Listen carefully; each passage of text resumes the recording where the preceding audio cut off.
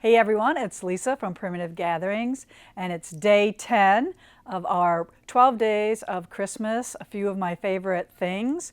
And today is all about wool essentials. So y'all know here at Primitive Gatherings, we're very good at wool applique. And one of the things that stands out first is this book. Now this book is an encyclopedia of wool applique tips, techniques, stitches, how-tos, everything in this book. So everything that I'm talking about here today is 20% off. You will go to our website, primitivegatherings.us, and look for all the things I'm going to talk about today. But back to the book. So it goes over tools, explains needles and threads, my iron, and then look at all the photography, step-by-step photos on how to do everything. And we all know Martingale does an excellent job of pictures and descriptions. So this is a great, great book. And then we get into all the stitches. And in the back of the book, it has like 5 projects for you to learn your new skills with. Pin cushions, mats. So this is a reference book that you will go to again and again and again. So I'm just going to set these. And then, so that came out in 2019. And last year we came out with a companion book to Wool Needle and Thread, the go-to guide. So this one is all projects, but then it'll say refer to how to stitch the edge of your pennies on page whatever in that book. So they kind of go together. But these are all projects, all wool or wool on flannel or little quilts or little stuffy frogs, pictures, pin cushions, and again, 20% off on those books and everything I'm talking about today. Now, in the book, we talk about fusible web, and my favorite right now is Heat and Bond Feather Light. So this is what it looks like here, and we will have a bolt special too if you want to buy the whole bolt. And this is the best to use currently for your wool applique because it is very super lightweight. And if we're using it on your quilts and they need to be quilted through, this is the best stuff that you want to use. Super, super lightweight. And we'll have that by the yard or by the bolt price for that. And then this is my former favorite. And the reason why it's not right now, it's because it's a little too tacky to quilt through sometimes. So I use it for stems. So I'll use it to just on my stems and my vines, but not on my appliques. So that we still buy that to use for those things. And then, speaking of stems and vines, we have these 2 sizes of stem cutting. Now this stem cutting is for wool. So when I do stems, I like them to look 1/4 of an inch. But if you cut 1/4 of an inch and then stitch it, it looks much bigger than that when you're done. So I've come up with a ruler that cuts 3/16 continuously, and then when you stitch it, then it looks 1/4 of an inch after it's stitched. So this is my remedy for that, and you can buy singles or you can buy it as a pair, and I believe it's a much better price as a pair.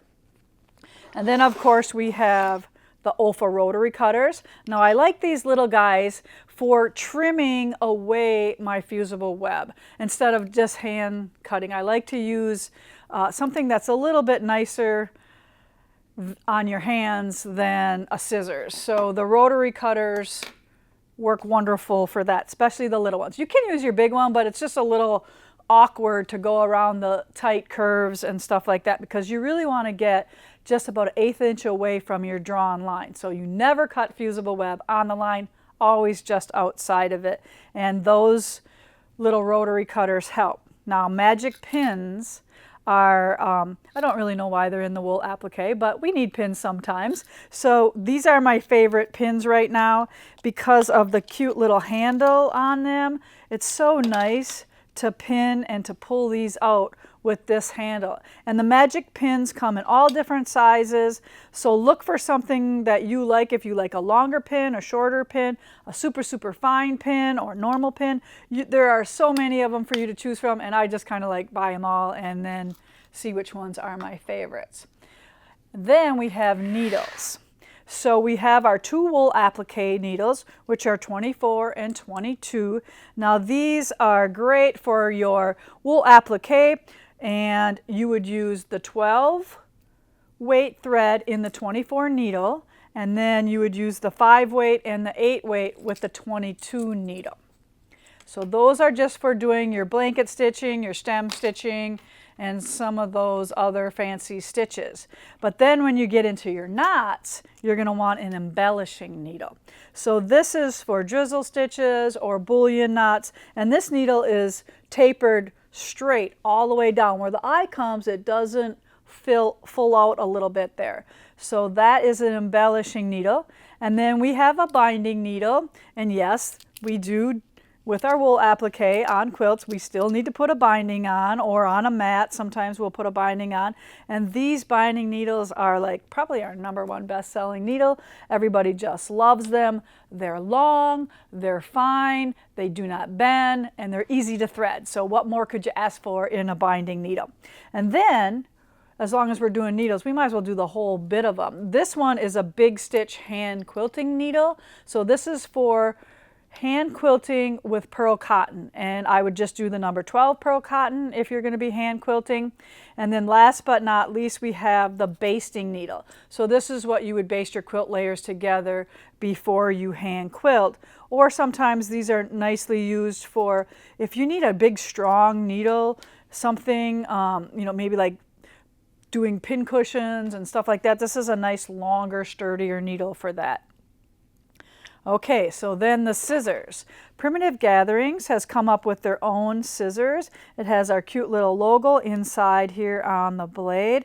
Now I use these scissors for cutting out all my fusible web and pretty much everything. I don't use this for anything else. Now one of the tips I like to tell people is use your scissors like this. Don't put them inside your hands way down near the bottom. Use your fingertips to trace. And this would be the top of the scissors where the curve is. And these blades are super sharp and awesome for getting in even that little bit of applique shapes. Now on my videos, you all see me use this Martelli tweezers.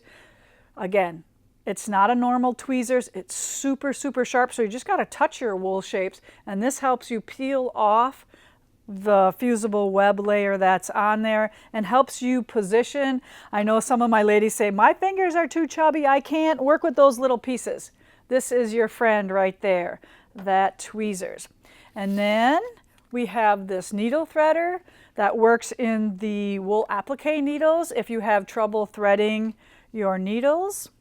And then last but not least, I don't think, maybe though, white clover marking pen. So this is liquid chalk instead of dry chalk. So when you rub it on, you'll see that it's wet, and then you know it's ready to use. Now the trick for this is to brush lightly, and that's how you can get the marking to come out. And then you leave it sit for a minute, and then it will dry, and then you're ready to stitch over your marking or whatever you need to mark with that white pen. And of course it won't work on white, you have to use it on your darker fabrics. Pretty much everything but white it does work on. Those are day 10's 12 days of my favorite things.